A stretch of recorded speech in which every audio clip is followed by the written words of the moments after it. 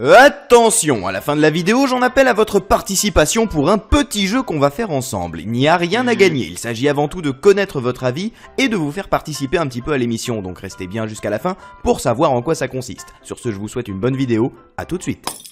Et bonjour à tous et bienvenue dans ce nouveau... Non, ça va pas. Non, recommence, mais essaye d'être plus naturel cette fois. Je vais pas me forcer à être naturel, merde. Oui, non, mais d'accord, mais là ça va pas du tout. Enfin, tu t'es écouté. Et bonjour à tous et bienvenue dans ce nouveau... Non, on dirait que tu me demandes d'attraper la queue du Mickey. Qu'est-ce que tu nous fais? On n'est pas à la foire là. Bon, allez, vas-y, recommence, mais plus calme, ok? Et bonjour à tous et bienvenue dans ce nouveau League of Legends en un clin d'œil. Ouais, bon, un tout petit peu moins calme quand même, hein. Vas-y, essaye encore une fois. Et bonjour à tous et bienvenue dans ce nouveau League of Legends en un clin d'œil. Oui, là c'était bien. Refais-le un coup pour voir. Et bonjour à tous et bienvenue dans ce nouveau... Ah bah non, en fait c'était de la merde. Ouais, d'accord, comme tu veux. Bon, on le refait une dernière fois. Ok. Alors, tu te concentres s'il te plaît. Hey, bonjour à tous et bienvenue dans ce Oh, nouveau... j'abandonne, vas-y, laisse tomber. Va te faire...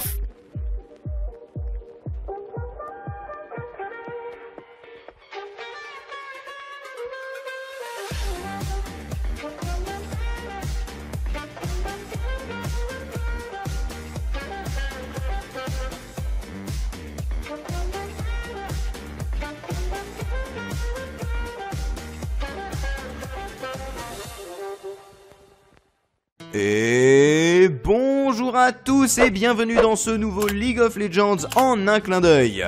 Eh ben décidément, il faut tout faire soi-même ici. Non mais t'as pas bientôt fini, sérieux? Aujourd'hui, nouvelle vidéo et donc nouveau champion et je ne vais pas faire durer le suspense plus longtemps, sachant que vous savez déjà de toute façon de quel champion on va parler puisque vous l'avez vu dans le titre. Alors je sais pas pourquoi je m'acharne à faire planer le doute aussi longtemps à chacun de mes débuts de vidéo alors qu'à chaque fois, depuis des années, vous savez pertinemment à l'avance de qui on va parler, sachant qu'en plus, si je prends vraiment trop de temps à commencer cette vidéo, vous allez m'accuser de la gonfler pour qu'elle atteigne les 10 minutes afin de pouvoir monétiser ma vidéo en mettant moult publicité en plein milieu de votre visionnage, alors qu'en fait c'est même pas vrai, puisque de toute façon je ne monétise pas mes vidéos, et puis comme dirait Voltaire, dans pareille situation, la multitude des lois dans un état est ce qu'est le grand nombre de médecins, signe de maladie et de faiblesse. Ça n'a absolument aucun rapport avec la situation. Bref, aujourd'hui nous allons parler de Warwick, la fureur déchaînée de zone, et pour la première fois dans l'histoire de cette émission, je ne serai pas seul, je serai accompagné de mon ami Chewy King. Bonjour Chewy. Salut Xio et salut tout le monde. Je sais qu'on dirait pas comme ça, mais mine de rien, Warwick est un personnage assez difficile à cerner. Déjà parce qu'au premier regard, on pourrait supposer qu'il y a assez peu de choses à dire sur lui, et je vous rassure tout de suite, c'est précisément ce que je me suis dit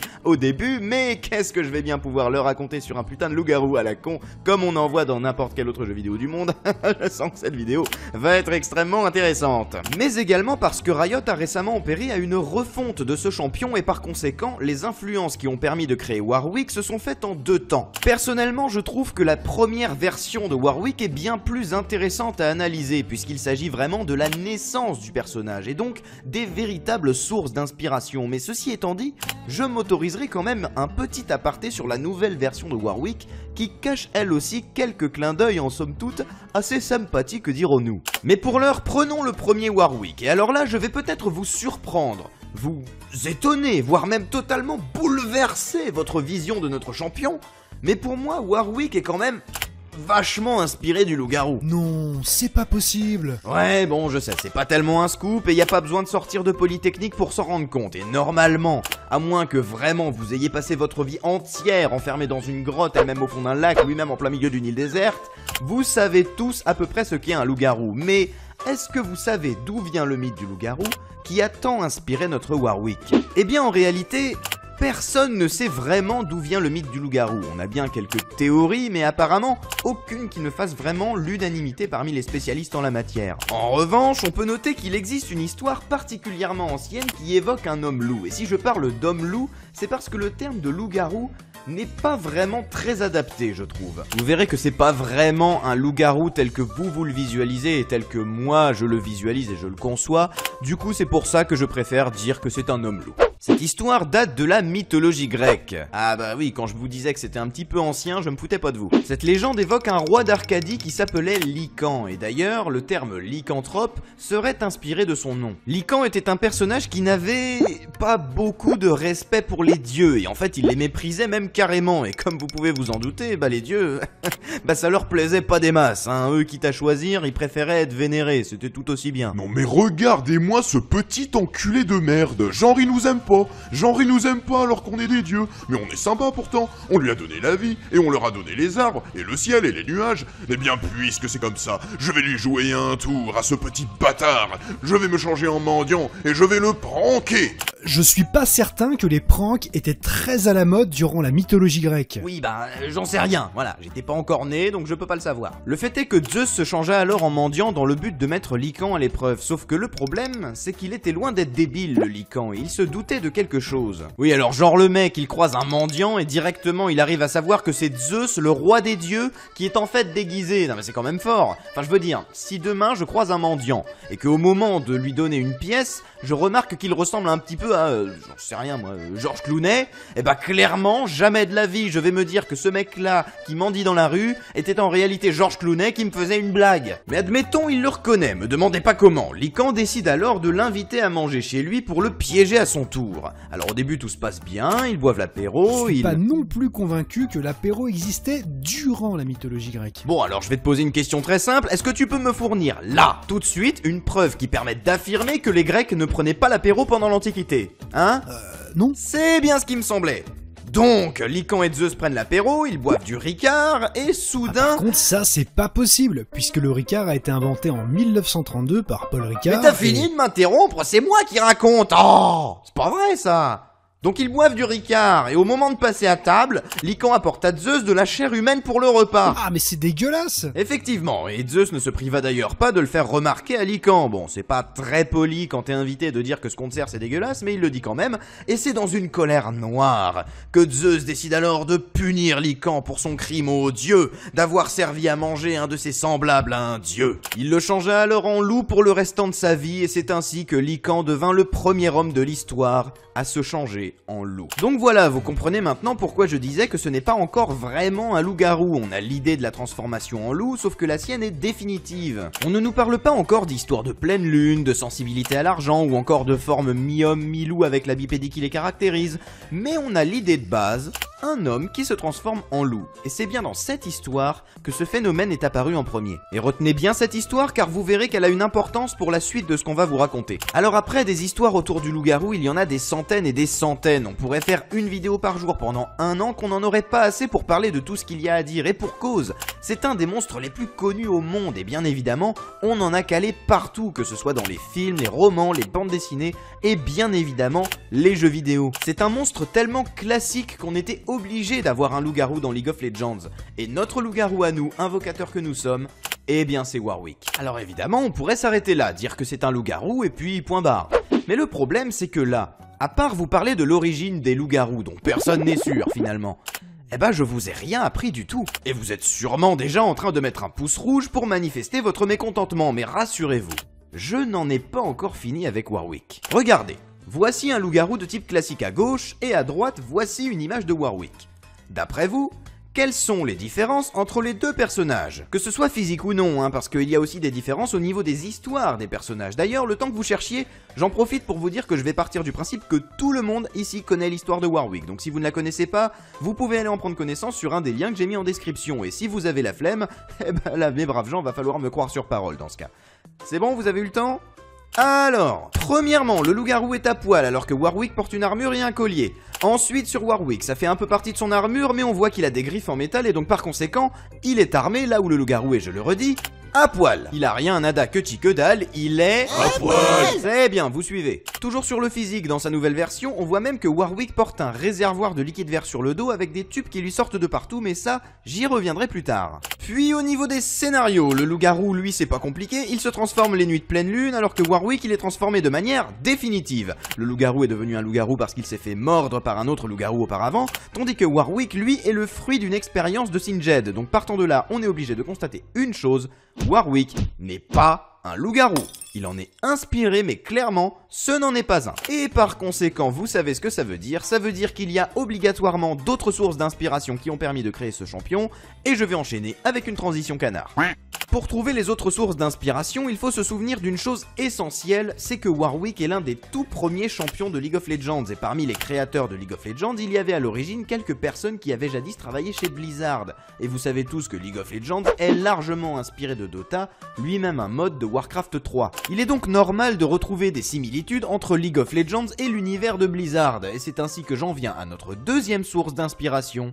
Les Worgen de World of Warcraft. Personnellement, je connais mal l'univers de Warcraft. J'ai surtout joué à Hearthstone, mais pas du tout à World of Warcraft. Du coup, je suis pas très bien placé pour vous parler des Worgen. Par contre, Chewie, toi, tu as beaucoup joué à Warcraft, non? Qu'est-ce que tu peux nous dire là-dessus? Alors en ce qui concerne les Worgen dans le monde de Warcraft, il faut savoir qu'ils n'ont pas intégré l'univers naturellement, comme les elfes de la nuit, les nains ou les humains par exemple.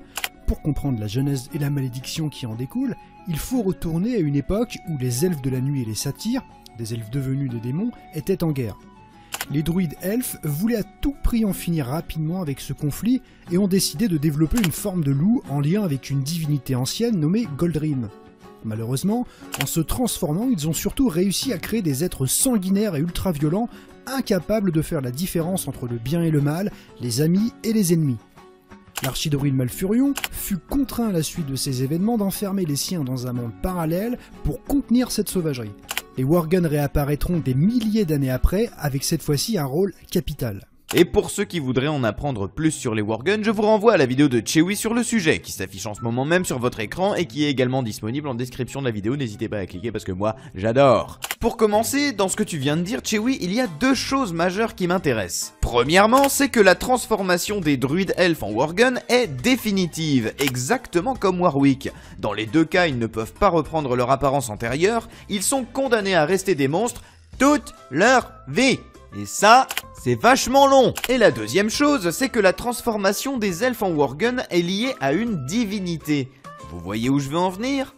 Oui, exactement comme Lycan qui a été transformé en loup par Zeus. En fait, même Warwick, quelque part, possède ce genre de liaison puisqu'il est devenu un monstre parce qu'il n'arrivait pas à capturer Soraka, qui est elle-même considérée comme une divinité. Mais pour revenir un peu sur les Worgen, en fait, ce que je voulais vous dire, c'est qu'il y a quand même un sacré point commun entre l'histoire des Worgen et le mythe de Lycan, puisque dans les deux cas, la transformation en loup est liée à une divinité. Et alors là, attention, c'est une totale supposition de ma part, j'en sais rien, j'ai trouvé ça nulle part, mais on peut se demander partant de là, si les Worgen ne seraient pas eux-mêmes inspirés du mythe de Lycan. Warwick serait donc un personnage inspiré des loups-garous, bien sûr, mais cela va bien plus loin que ça. Car si on admet, et selon moi c'est certain, que Warwick est inspiré des Worgen, alors il serait aussi indirectement inspiré du mythe de Lycan, le tout premier homme-loup de l'histoire. Et franchement, avouez que ça en jette quand même pas mal. Ah ouais, c'est ouf ça.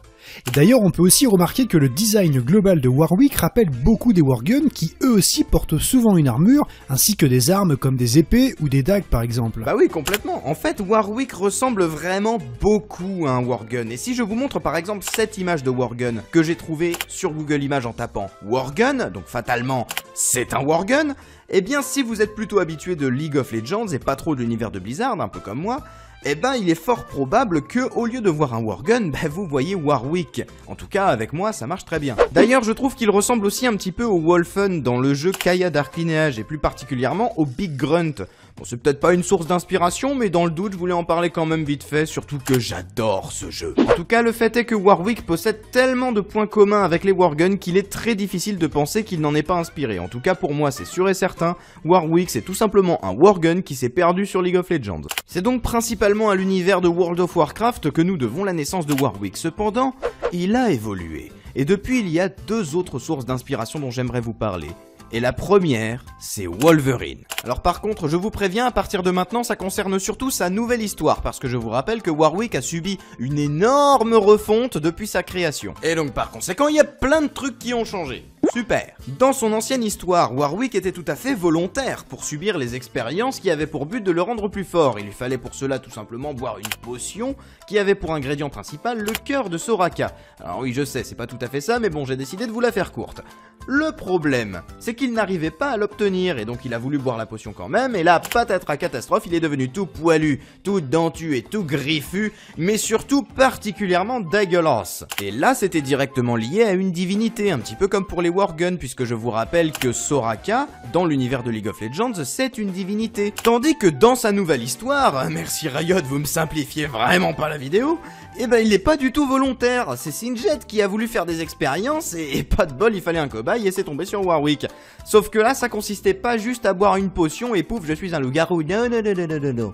Ici ça nécessitait de passer par des jours et des jours de torture physique pour faire de Warwick ce bidule totalement immonde. Et en ça la nouvelle histoire de Warwick me rappelle beaucoup le personnage de Wolverine. On a d'une part le côté cobaye et expérience dans les deux cas lié à la création d'une arme vivante en quelque sorte. Dans les deux histoires on nous dit bien que le cobaye est passé par des souffrances physiques totalement horribles et dans les deux cas on y fait la mention de griffes en métal greffées sur le personnage, ce qui est quand même un point commun assez révélateur. Et enfin j'ajouterais même que Warwick possède la faculté de se régénérer lorsqu'il frappe ses ennemis à l'aide d'une de ses compétences durant le jeu, ce qui pourrait faire référence à la faculté de guérison de Wolverine. Ah ouais, pas mal. Et du coup ce serait quoi la dernière source d'inspiration selon toi? Mais quelle transition magnifique que celle que nous venons de faire! Quel superbe travail d'équipe. High five! La dernière référence à laquelle je pense concerne le nouveau design de Warwick. Je me suis pas mal interrogé sur cette apparence moitié bête, moitié machine, avec tous ces tuyaux et cette bonbonne de liquide vert qu'il a sur le dos, et au début je me disais que c'était surtout pour faire un petit peu plus « Bonjour, je suis un personnage qui vient de zone ». Et quelque part, c'est sûrement aussi un peu ça, mais j'ai ensuite poursuivi une nouvelle piste, à savoir la piste Bane. Pour ceux qui ne connaissent pas Bane, c'est un des méchants de l'univers de Batman, qui tire sa force d'un liquide qu'on appelle le venin, contenu la plupart du temps dans une bonbonne qu'il porte sur le dos et qu'il s'injecte grâce à des tuyaux introduits directement dans son corps. Ce venin lui permet alors d'obtenir une force titanesque et dans ces cas-là, mieux vaut ne pas se trouver dans les parages. Et bien si on s'attarde un peu sur le scénario, on se rend compte que c'est grosso modo la même chose que pour le liquide que porte Warwick sur le dos. Ça lui sert à devenir bien plus fort et bien plus dangereux tout en décuplant ses sens de chasseur. Et comme en plus nos deux personnages ont une bonbonne sur le dos et des tuyaux partout, je pense ne pas me tromper en disant que le nouveau design de Warwick, qui fait un peu plus zone, est inspiré du personnage de Bane dans l'univers de Batman. Et ça paraît d'autant plus plausible quand on sait que Bane a lui aussi, comme Warwick, été le cobaye d'une expérience scientifique. Au final, nous aurons vu ici 4 sources d'inspiration différentes entre le loup-garou, les Worgen, Wolverine et Bane. Et tous ces personnages sont reliés par une seule et même chose bien particulière qu'ils partagent tous avec Warwick, la brutalité et la sauvagerie. En d'autres termes, Riot voulait faire de Warwick le champion le plus sauvage, le plus meurtrier et le plus incontrôlable possible. Et pour ce faire, ils se sont probablement inspirés de personnages partageant avec lui ce trait de caractère. Dans sa première version, il s'agissait surtout d'une adaptation bête et méchante du loup-garou, avec une forte inspiration venant des Worgen, tandis qu'après sa refonte, entre-temps, Riot avait un peu peaufiné son univers et avait dit que Warwick venait de Zone, et par conséquent, ils ont modifié un petit peu le personnage en lui assimilant une histoire plus sombre à base de savants fous et d'expériences bizarres. Et avec tout ce qu'on a vu, Wolverine et Bane semblent en effet avoir été les principales sources d'inspiration de cette nouvelle version de Warwick. Et enfin, pour finir cette vidéo, je vais en appeler à votre participation. Vous l'aurez peut-être remarqué, mais je n'ai pas parlé de l'origine du nom de Warwick. Eh bien, c'est tout simplement parce que... j'en sais rien, voilà. J'ai bien quelques théories qui me trottent en tête, mais j'aimerais d'abord savoir ce que vous en pensez. Alors mettez-moi dans les commentaires vos théories sur l'origine du nom de Warwick. À votre avis, de quoi ce nom est-il inspiré? Et si possible, essayez de mettre un lien vers vos sources pour qu'on puisse faire une vidéo spéciale regroupant toutes vos découvertes. Et dans cette vidéo, je vous dirai également ce que j'en pense. Attention, c'est un vrai travail de recherche et un défi que je vous lance. Trouvez-moi l'origine de ce nom, top chrono. En fait, t'as cherché, mais t'as pas trouvé, pas vrai? Quoi? Moi, pas trouvé? Non mais, ouais, j'avoue, j'ai pas trouvé. En attendant, je vous dis à très bientôt, j'espère que ça vous a plu. Surtout, n'hésitez pas à aller vous abonner à la chaîne de Chewy King qui se trouve dans la description et qui s'affiche sur votre écran. Un grand merci à toi, Chewy, pour ta participation. Ça m'a fait super plaisir de faire une vidéo avec toi. Et vous, je vous fais des bisous. Je vous fais tout plein de bisous sur le bout du nez. À la prochaine tout le monde, c'était Xionyxes.